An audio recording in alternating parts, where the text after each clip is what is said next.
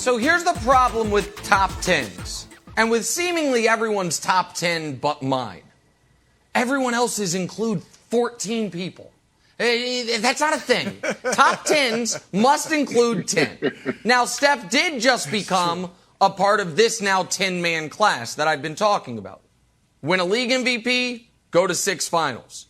Kuzi, Russell, Kareem, Magic, Michael, Duncan, Shaq, Kobe, LeBron, Steph. However, he's not top 10. Because of those 10 guys I just mentioned, or 9 guys other than Steph, the only guy on that list he's better than is Kuzi, and then there's other names you got to deal with. So here's the deal, Antoine. The top 6 players in NBA history, without question, people are going to argue about the order: Kareem, LeBron, Michael, Magic, Wilt, and Russell. There's 6 names.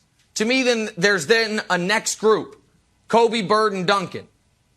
Now we're at 9 names. For Steph to be top 10, he's got to then be better than everyone else. And the everyone else starts with Akeem, Shaq, Jerry, Oscar, Dr. J. And then the next group would be Moses, KD, Giannis. I think Steph has overtaken Moses. He's still ahead of Giannis. He's overtaking KD. I would put him ahead of Jerry and Oscar. And as much as it hurts my heart, I think at this point I have to put him ahead of Dr. J. I don't know if I want to, but I think I have to. But that still only gets him to 12.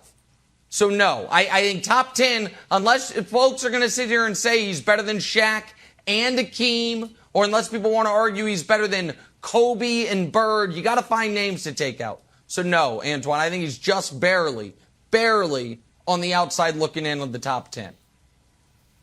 Well, we agree on something, that he's not in the top 10, Nick. I'm glad we both agree on that. And that's not even close. I got him at top 30, you know what I mean, in that category. You know, I'm not in a particular 30. order. He's in the top 30 of all time to play the game right now.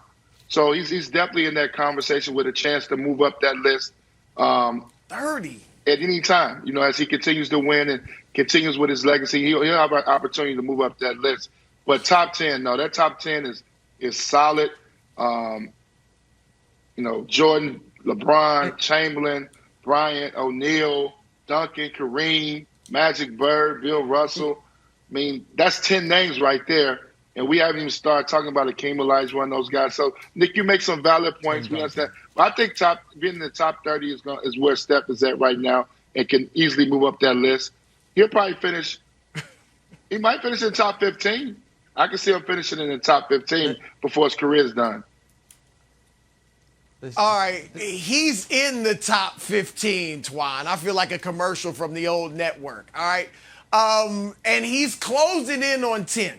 Nick's right. Who you taking out? I'm with you on that. But let's define something.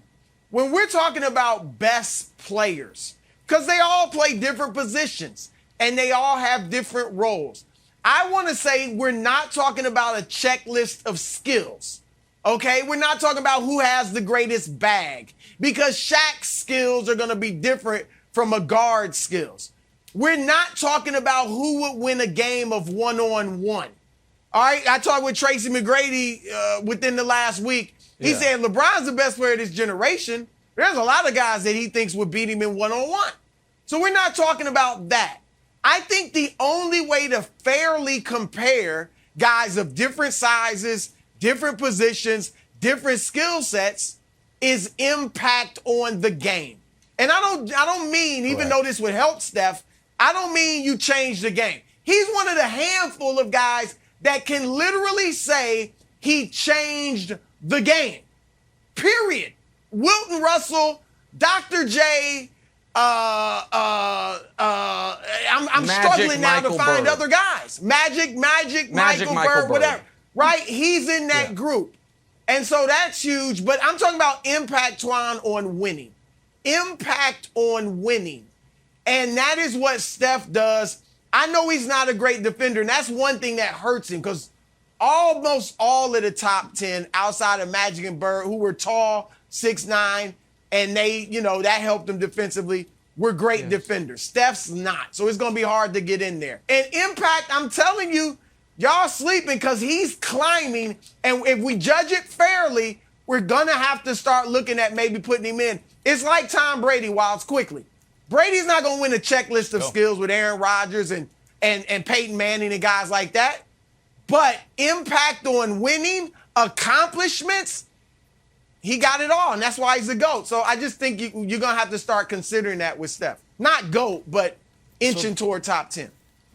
No, I hear you. Here's the other thing, and Nick, I'm going to give you an assignment here that will probably last you an entire year, so I apologize. You can start with this weekend. Kill your plans. You're just going to be making lists. Who defines different times in generations of basketball? I would argue that because LeBron is so one of one, LeBron is so unique, you can't play like LeBron. If you're a kid, you can't play like LeBron. You make the smart pass, but his game is hard to mimic. Steph's game, go to any playground, any YMCA, wherever, go anywhere. Everyone plays like Steph now. If you're playing against kids younger than us, although I know you're only 22, everyone plays like Steph. Whether it's super, not only the amount of threes you're taking, but super deep threes. So I feel like, I understand top 10, and I agree with you, Broussard, it's hard to check it off. But when you talk about the impact on a game outside of the NBA, I would argue that Steph defines this generation. My kids want to play like Steph. Okay. When guys get a ball, they don't shoot layups. They back way up and start bombing shots. And that's with because respect, of Steph. I don't care about that. That's for a few things. Well, first of all, I can't be 22 when my large adult Slovenian son is 23. That's just silly. You sound dumb. How could I be 22 with a 23-year-old son? That's first of all. Fair. Second of all, if I were to say to anyone on this panel, who's the greatest baseball player of all time, we're going to get a lot of names. Probably no one's going to say Jackie Robinson. But if we're like, well, Jackie Robinson changed baseball in a way no one else ever did. Yes, that's a separate thing. And I understand what Steph's doing is not breaking the color barrier. I'm not trying to make that point. But you can have impact on how a sport is played. Kurt Flood, had impact on all of sports. But that doesn't, I'm not giving you a greatness quotient for that.